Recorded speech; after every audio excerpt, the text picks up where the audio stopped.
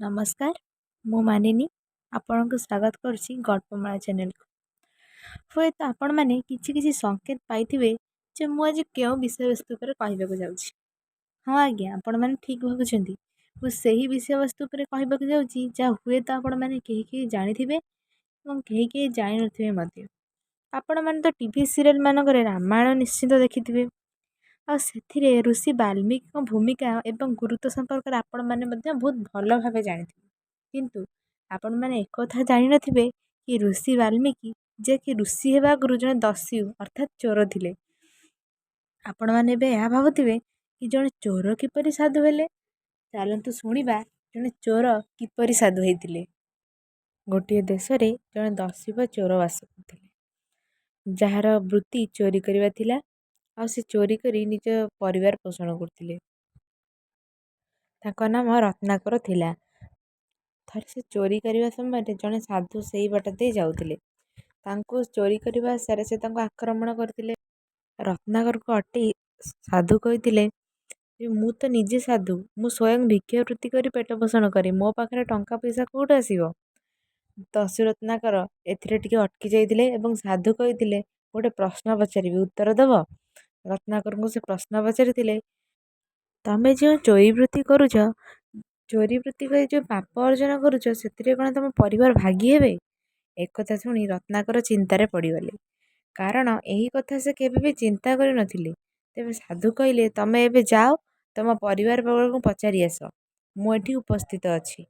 एबे रत्नाकर कहिथिले जे मु जदि पचारि फेरिबा भितर आपन चली जाइथिबे। साधु कहले तमे मते ए वृक्ष रे बांधी दे जाओ तमे फेरिबा पर्यंत मु तुमको अपेक्षा करी। तेणु रत्नाकर ऋषि को एक विशाल वृक्ष रे ओहल द्वारा बांधी गृहाभिमुखे जाइथिले।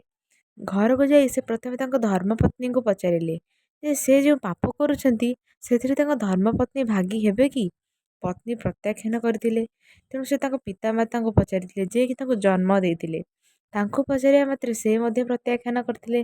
तेणु रत्नाकर दुख मनरे पुनर्बार साधु पाखु प्रत्यावर्तन करथिले एवं साधु को पाद तले पड़गले एवं कहले साधु महाशय मो परिवार पई मु चर्यावृत्ति करुथिली मात्र सेमाने मो बापर भाग्यवा को प्रत्याख्यान करदेले।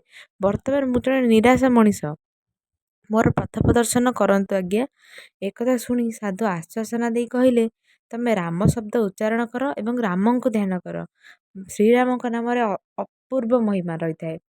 मात्र चिंतार विषय यही कि जे रत्नाकर मुखरे प्रभु श्रीराम को नाम उच्चारित ही होनुथिला। तेणु तांको से मरा मरा जपिया कहिथिले भक्ति एते भक्ति लीन हो जाइथिले जे से दीर्घ 14 वर्ष काल तपस्या करथिले। 14 वर्ष तपस्या करी से मरा मरा शब्दरु राम शब्द उच्चारण कर पारथिले। 14 वर्ष भितर तांको देह सारा उई हुंका मारी जाइथिला तथापि से कथा न भाबी न चिंता करी केवल राम शब्द रे लीन हो जाइथिले। एते मात्रा राम शब्द रे लीन होवा परे से सर्वशेष से रामायण रचना कर। प्रत्येक गल्प परी एथिरे मध्य हमको किसी शिक्षा मिलती से शिक्षाटी है पाप द्वारा अर्जन करथिबा धन अपेक्षा पुण्य द्वारा अर्जन करथिबा धन अधिक लाभप्रद रही थाए एवं राम शब्दर महिमा राम शब्दर अपूर्व महिमा रही। सर्वशेष गोटे नियारा विषय वस्तु उपरे आउ एक गल्प आसवाक जाउची सेथिपई देखुतांतु गल्पमाला चैनल लाइक करंतु शेयर करंतु एवं सब्सक्राइब करिया को जमा भी भूलिबेनी। मोर किसी त्रुटि वा भूल थिले सेतिरे कमेंट करंतु मु निहाती निज त्रुटि को समाधान करिवि। एति कहि रहुची जय जगन्नाथ।